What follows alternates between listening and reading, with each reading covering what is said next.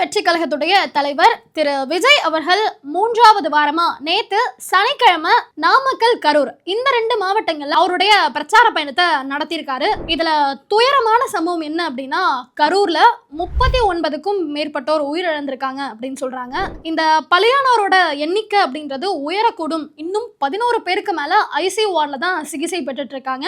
அதுல ஒரு நபர் ரொம்பவுமே உடல் நலம் டேஞ்சரான நிலைமையில தான் இருக்காரு அப்படின்ற மாதிரியான தகவலும் வெளியாகி இருக்கு. அது போக பலர் மருத்துவமனையில அனுமதிக்கப்பட்டிருக்காங்க அப்படின்ற செய்தியுமே வந்திருக்கு. இது குறித்து நம்ம சேனல்லே நிறைய வீடியோக்கள் இருக்கு. அந்த வீடியோக்களை பார்க்காதவங்க அதை பாத்துருங்க. சோ இன்னைக்கு இந்த வீடியோல நம்ம எதை பத்தி பேச போறோம் அப்படின்னா, இந்த அசம்பாவிதத்துக்கு யாரு காரணம், என்னதான் நடந்தது, என்ன பண்ணிருந்தா இந்த அசம்பாவிதத்தை தடுத்திருக்கலாம் அப்படின்றத பத்தி தான் இந்த வீடியோல பார்க்க போறோம். வாங்க வீடியோக்குள்ள போலாம். தமிழக வெற்றி கழகத்துடைய தலைவர் விஜய் அவர்கள் நாமக்கல்ல பேசிட்டு இருக்காரு. அவர் நாமக்கல்ல பேச ஆரம்பிக்கிறதுக்கு முன்னாடியே கரூர்ல கூட்டம் கூட ஆரம்பிச்சிருச்சு. ஏன்னா இவர் 12 மணிக்கு கரூர் வந்துருவாரு அப்படின்ற செய்தி வந்ததால 11 மணில இருந்து நீங்க யோசிச்சு பாருங்க, வெயில் உச்சி வெயில் என்ன மாதிரி அடிக்கும், அதையும் பொருட்படுத்தாம எங்க தலைவரை பார்த்தா போதும் அப்படின்ற ஒரே காரணத்துக்காக 11 மணில இருந்து கரூர்ல அந்த கொடுக்கப்பட்ட இடத்துல நிக்க ஆரம்பிச்சிருக்காங்க. கிட்டத்தட்ட அவர் இங்க வரதுக்கு 7:40 ஆயிடுச்சு. 11 எங்க இருக்கு, 7:40 எங்க இருக்கு பாருங்க. இந்த பிரச்சாரத்தை அவர் தொடங்குறதுக்கு முன்னதாகவே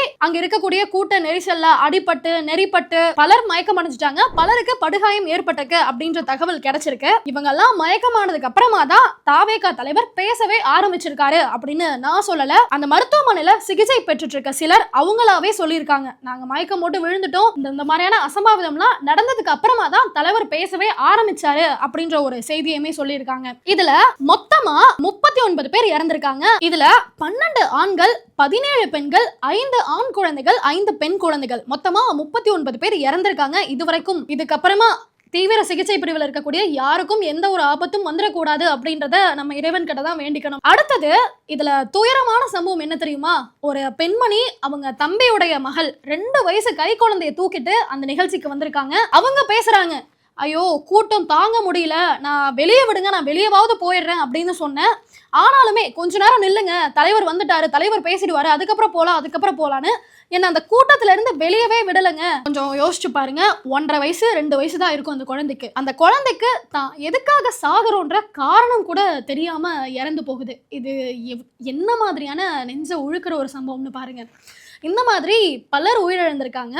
ஸோ இதுல பெருசா தாவேகா தலைவர் தான் காரணம், இதுக்கு டிஎம்கே தான் காரணம் அப்படின்னு நம்ம யாரையுமே பாயிண்ட் பண்ணி பேச வரல. என்ன நடந்தது, இது எப்படி தடுத்திருக்கலாம் அப்படின்றது மட்டும் தான் நான் சொல்ல வரேன். இவங்க ஒவ்வொரு பிரச்சாரத்துக்கு முன்னாடியுமே பெண்கள் குழந்தைகள்லாம் இடத்துக்கு வராதீங்க, நீங்க வீட்டுல இருந்தபடியே பாருங்க அப்படின்றாங்க. ஏன்னா அதுக்கு ஏத்த போல இவங்க லைவ் டெலிகாஸ்டே பண்றாங்க. தலைவர் பேசுறது தான் கேட்கணும் அப்படின்னு நினைச்சிருந்தீங்கன்னா நீங்க வீட்டுல இருந்து டிவிலே பாத்துருக்கலாம். ஆனா தலைவரை பார்த்துட்டா போதும், நேர்ல அவரை பார்த்துட்டா போதும் அப்படின்றதுக்காக கூட்டம் கூட்டமா மக்கள் வராங்க. உங்களுக்கு தெரியும் இவ்வளோ நம்ம வந்தோம் அப்படின்னா ஒரு மாஸ் ஆடியன்ஸ் வருவாங்கன்னு. ஏன்னா நீங்க கேரவன் செல்ஃபி எடுத்திருப்பீங்கல்ல சார், அங்கவே அவ்வளோ க்ரௌடு வரும்ன்றது உங்களுக்கே தெரியும். அப்படி இருக்கும்போது நீங்க பேசுறதை கேட்கறதுக்கு, பிரச்சாரம் பண்றதை பாக்குறதுக்கு எவ்வளோ கூட்டம் வரும் அப்படின்றது உங்களுக்கே தெரியும். இது வரைக்கும் இத்தனை பிரச்சாரம் நடக்கும்போது நான் ஒரு இடத்துல கூட பார்த்ததில்ல, ஏமா பெண்கள் குழந்தைகள் பிரச்சாரத்துக்கு வராதீங்கன்னு சொல்லியிருந்தனே, ஏன் வந்தீங்க, வராம வீட்டுல இருந்திருக்கலாம்ல அப்படின்னு தாவேகா தலைவர் பேசி நான் எந்த ஒரு பிரச்சாரத்திலையுமே இதுவரை பார்க்கவே இல்லைங்க. இதுல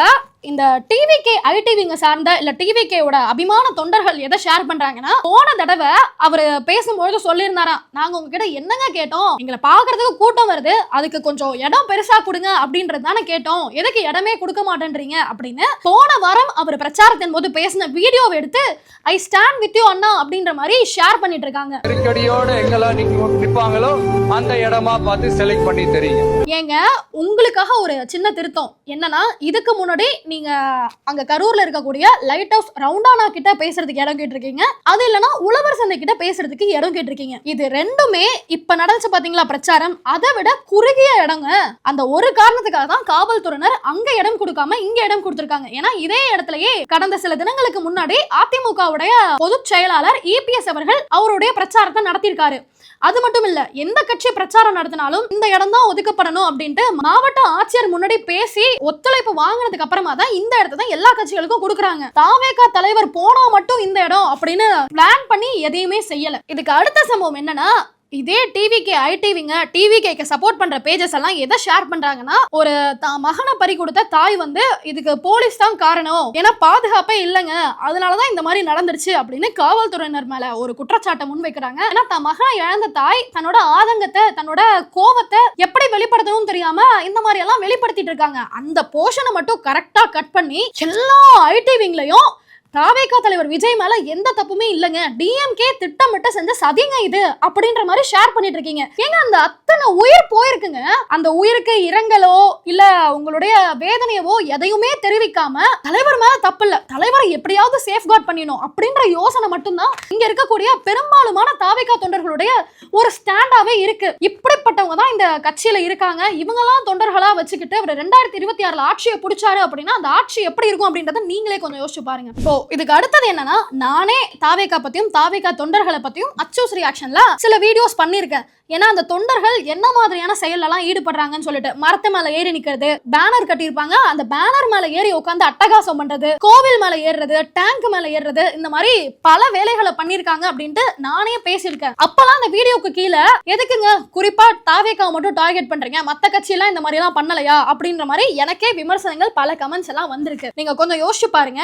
தாவேகா முதல் மாநாடு விக்கிரவாண்டியில நடக்குது. அந்த மாநாடுக்கு போற வழியில விபத்துல 2 பேர் உயிரிழக்கிறாங்க. அப்பவே இது ஒரு பெரிய சர்ச்சையாச்சு. ஏங்க இந்த மாநாட்டுக்கு வந்து 2 பேர் இறந்திருக்காங்க, தாவேகா தலைவர் அவங்க வீட்டுக்கு கூட போல, அவருடைய இரங்கலை கூட தெரிவிக்கல அப்படின்ற மாதிரி ஒரு சர்ச்சையாச்சு. 2வது மாநாடு மதுரையில நடக்குது. மதுரையில நடக்க போகுது அப்படின்றதுக்காக எங்க பார்த்தாலும் இந்த போஸ்டர்ஸ், பேனர்ஸ், கொடைக்கமோ இதெல்லாம் கட்டும்பொழுது 19 வயசு பையன் மின்கம்பத்துல ஏறி இருக்காரு. அப்போ மின்சாரம் தாக்கி அங்கவே உயிரிழக்கிறாரு. அவர் வீட்டுக்கு இவங்க யாருமே போகல, இரங்கல் தெரிவிக்கல. இதெல்லாம் நாங்க பெருசா பேசும்போது என்ன சொன்னாங்க அப்படின்னா, நீங்க எல்லாம் வந்து தாவேகாவை அட்டாக் பண்றீங்க, அவங்க இப்பதான் கட்சி ஆரம்பிச்சிருக்காங்க, இப்படி எல்லாம் அட்டாக் பண்ணீங்கன்னா அவங்க என்னதான் பண்ணுவாங்க, நீங்க எல்லாம் சொம்பு மீடியா தானே அப்படின்ற மாதிரி எங்க மேல பல விமர்சனம் வச்சீங்க. இந்த மாதிரி எந்த அசம்பாவிதமும் நடந்துற கூடாது அப்படின்றதுக்காக தான் இப்பதான் நீங்க புதுசா கட்சி ஆரம்பிச்சிருக்கீங்க. ஆரம்பத்துல இருந்து உங்களுக்கு ஒரு கவனம்ன்றது தேவை.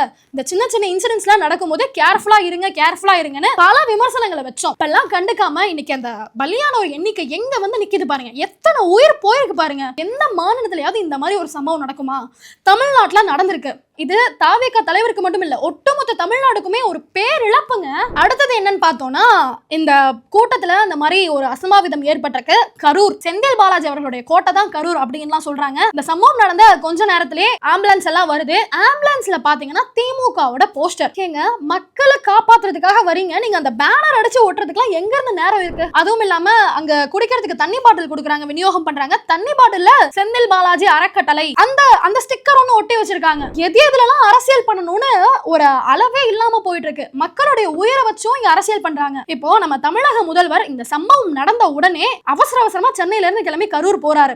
இதுவுமே ஒரு அரசியல் தான். ஆனாலும் இதுல நல்ல விஷயமா என்னத்தை நான் பாக்குறேன் அப்படின்னா, இப்போ ஒரு முதலமைச்சர் அங்க இருக்காரு, ஒரு அமைச்சர் அங்க இருக்காரு அப்படின்னா, மீதம் ஐசியூஆர்ல இருக்கக்கூடியவங்களா இருக்கட்டும், இல்ல ஹாஸ்பிடல் அனுமதிக்கப்பட்டவங்களா இருக்கட்டும், அவங்களுக்கு சிகிச்சை இன்னும் கொஞ்சம் பரபரப்பா கொடுப்பாங்க. சோ சிஎம் இங்கே இருக்காரு, மினிஸ்டர் இங்கே இருக்காரு, அவங்களை கேர்ஃபுல்லா பாத்துக்கணும் அப்படின்ற ஒரு மைண்ட் செட் ஹாஸ்பிடல்ல வேலை பார்க்கக்கூடியவங்களுக்கு வரும். அந்த விதத்துல இது நல்ல விஷயம். ஆனாலுமே இதையும் வச்சு ஆளும் கட்சி அரசியல் தான் பண்ணுது. அடுத்து என்னன்னா, அன்பில் மகேஷ் அவர்கள் கதறி அழுறாரு. நான் சொன்னனே கண்டிஷனை ஃபாலோ பண்ணுங்கன்னு அத்தனை பேர் பேசணுமே, போயிட்டீங்களே அப்படின்ற மாதிரி கதறி அழுறாரு. அவர் அலறத நான் இங்க விமர்சனமா பண்ணவே இல்ல. அதே மாதிரி ஒரு துயர சம்பவம் சென்னை மெரினா பீச்ல ஏர் ஷோ அப்படின்னு ஒண்ணு நடத்தினாங்க. அது யாருக்கும் மறந்திருக்காதுன்னு நினைக்கிறேன். இதாவது இந்த கூட்ட நெரிசல் தவிர்க்க முடியாத ஒரு துயர சம்பவம். ஆனா அது முன்னேற்பாடே இல்லாத ஒரு ப்ரீ பிளானிங் இல்லாம 6 பேர் உயிரிழந்திருக்காங்க. ஐயா, அங்க நீங்க வருத்தப்படுறீங்கல்ல, கண்ணீர் விட்டு கதறீங்கல்ல, இந்த நீங்க நடத்தின ஏர்ஃபோர்ஸ் ஓலையுமே 6 பேர் உயிரிழந்திருக்காங்க. இங்க என்ன போச்சு? இவங்க கிட்ட சொல்றீங்க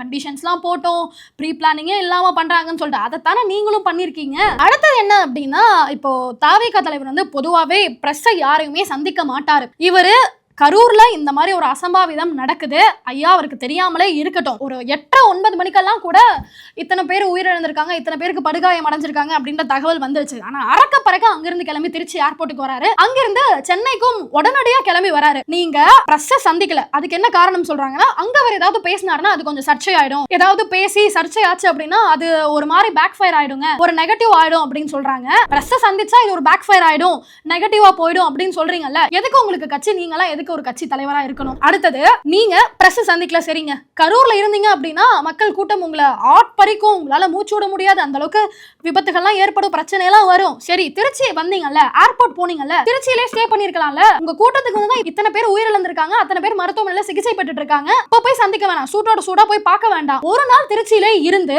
ஜல்லிக்கட்டு ப்ரொடெஸ்ட் நடந்துச்சுல, அப்ப எப்படி அதிகாலை 4:30 மணிக்கு யாருக்குமே தெரியாம ப்ரொடெஸ்ட்ல போய் ஒரு அரை மணி நேரம் உட்கார்ந்துட்டு வந்தீங்களோ, அந்த மாதிரி இன்னைக்கு ஒரு நாள் இருந்துட்டு நாளைக்கு விடிய காலையில போயிட்டு மக்கள் எல்லாம் எப்படி இருக்காங்க, இறந்து போனவங்க வீட்டுக்கு நீங்க எப்படியும் போறது கிடையாது, வேலை போனீங்கன்னா அது மகா அதிசயமா இருக்கும். அங்க மருத்துவமனையில சிகிச்சை பெற்றுட்டு இருக்கவங்களை போயாவது எப்படி இருக்கீங்க என்ன ஏதுன்னு நலமாவது விசாரிக்கலாம்ல. அதுவும் இல்ல, உடனடியா கிளம்பி இங்க சென்னை வந்துட்டாரு. உங்க பிரச்சாரத்துக்கு வந்து தான் இந்த ஒரு இன்சிடென்ட் நடந்திருக்கு. அதுக்கு நீங்க ஆக்சஸ் பண்ற ஒரு இடத்துல இருக்கணும், அவங்க வந்து உங்களை பார்க்கக்கூடிய இடத்துல, இல்ல நீங்க போய் அவங்களை பார்க்கக்கூடிய இடத்துலயும் இருக்கணும். கரூர்ல இருந்து சென்னை வந்து உட்கார்ந்துருக்கிறது எந்த விதத்துல சரியா இருக்கும் அப்படின்றது எனக்கு தெரியல. அடுத்து, சிஎம் சார் அங்க சம்பவ இடத்துக்கு போயிருக்காரு. இவரு மகா கும்பமேளா நடந்தப்போ ஒரு ட்வீட் ஒன்று போட்டாரு. இவ்வளோ கிரௌடு வந்திருக்கு, இது ஹேண்டில் பண்ண கூட தெரியல, மகா கும்பமேளாலையும் 30க்கும் மேற்பட்டோர் உயிரிழந்தாங்க, அப்ப வந்து இதை கூட ஹேண்டில் பண்ண முடியல, என்னங்க அரசாங்கம் இது அப்படின்னு மோடி அரசாங்கத்தை பார்த்து ஒரு ட்வீட் ஒன்று போட்டாரு. அதைத்தான் நாங்களும் கேட்கிறோம். அந்த இந்தியாவோட 1/3 பீப்புள் மகா கும்பமேளா போனாங்க, அங்கவே வெறும் 30 பேர் தான் உயிரிழந்திருக்காங்க. ஆனா இந்த கரூர் பிரச்சாரத்துக்கு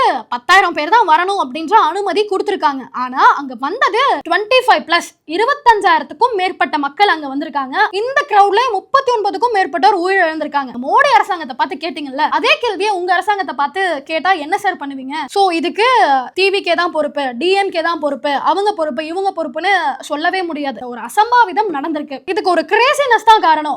விஜய் வந்துட்டாரு, விஜய் போய் தூரத்துல இருந்து பார்த்தா போதும், விஜய் கிட்ட கை ஆட்டினா போதும், ஒரு செல்ஃபி எடுத்தா போதும் அப்படின்ற மாதிரி இவங்க மண்டைக்குள்ள ஒரு அஜெண்டா வச்சிருக்காங்க. அங்க போய் பார்த்தா போதும், பேசினா போதும், அவர் கையாட்டினா போதும், அவர்கிட்ட ஒரு செல்ஃபி எடுத்தா போதும்னு சொல்லிட்டு. அவர் ஒரு நடிகர் கிடையாது, அவர் ஒரு கட்சி தலைவர். அவருடைய கொள்கை பிடிச்சி, கோட்பாடு பிடிச்சி, அவர் என்ன பேசுறாரு அப்படின்றத கேட்கறதுக்காக போனீங்கன்னா தூரமா நின்று கேட்டா போதும். அவர் வேனுக்கு பக்கத்துல தான் இந்த அசம்பாவிதமே நடந்திருக்குன்னு சொல்றாங்க. அப்படி ஒன்னும் பக்கத்துல போய் அவர் ஒன்னும் கடவுள் கிடையாது, கையை தொட்டுட்டா போதும், ஐயோ என் பிறவி பணம் அடைஞ்சிருவேன் அப்படின்னு சொல்ற அளவுக்கு தொண்டர்கள்லாம் இன்னுமே இருக்காங்க. அவங்க பேசுற வீடியோக்களை நம்மளாலே கேட்க முடியுது. ஆனா என்ன சொல்றேன், தயவு செஞ்சு இந்த மாதிரியான சம்பவங்கள்ல ஈடுபடாதீங்க. இதுக்கு உதாரணமா இந்த 2வது மாநாடு நடந்துச்சுல மதுரையில, அதுல ஒரு அந்த தடுப்புக்காக ஒரு இது போட்டிருக்காங்க, அந்த கிரீஸ் எல்லாம் தடவுனாங்க பாத்தீங்கல்ல, ஒரு கம்பி, அது மேல ஏறி ஒரு 50க்கும் மேற்பட்டோர் ஏறி நிக்கிறாங்க. அந்த பேரிகேட் சரிஞ்சு விழுது. தாவேகா தலைவர் கண்டும் காணாம அப்படியே ரேம்ப் வாக் போயிட்டு ரேம்ப்ல ரிட்டர்ன் போறாரு. நேத்து இந்த கூட்ட நெரிசல் நடக்கும் போதும் மயங்கி விழுறாங்க. விழுந்த அப்புறமா தான் எப்ப தண்ணி பாட்டில் கொடுப்பா, தண்ணி பாட்டில் கொடுப்பா அப்படின்றாரு. அதுக்கு முன்னாடி ஒரு கூட்ட நெரிசல் ஏற்படுறது சுத்தி சுத்தி பார்த்து தான் பேசாரு, அவருக்கே தெரிஞ்சிருக்கும். இதுலலாம் நீங்க கொஞ்சம் கவனமா இருந்திருந்தீங்க அப்படின்னா இந்த மாதிரி ஒரு அசம்பாவிதம் ஏற்பட்டிருக்காது. இப்போ நான் பேசினதுக்கு கூட நீங்க சொம்பு தான் அடிக்கிறீங்க, உங்களுக்கு தாவேகா தலைவர் மேல இருக்க வன்மத்தை தான் கக்குறீங்க அப்படின்னு கமெண்ட் பண்றதுக்கும் தாவேகா தொண்டர்கள் ரெடியா தான் இருப்பாங்க. நீங்க அங்க உயிரிழந்தவங்களை உங்க குடும்பத்துல ஒருத்தரா நினைச்சீங்க அப்படின்னா எனக்கு இந்த மாதிரி நெகட்டிவ் கமெண்ட்ஸ் கொடுக்கறத விட்டுட்டு ஆக்கப்பூர்வமாவோ அறிவுபூர்வமாவோ எப்படி அரசியல் பண்ணலாம், அடுத்து என்ன பண்ணலாம் அப்படின்றத யோசிப்பீங்க. தயவு செஞ்சு அடுத்த வாட்டி நீங்க பிரச்சாரத்துக்கு போறீங்க இல்ல மாநாட்டுக்கு போறீங்க அப்படின்னா உங்க சேஃப்டி தான் முதல் முக்கியம். அதுக்கப்புறம் தான் தலைவர் பேசுறது, தலைவர் பார்க்கறது எல்லாத்தையும். இதை மட்டும் மனசுல வச்சுட்டு கவனமா செயல்படுங்க. நன்றி.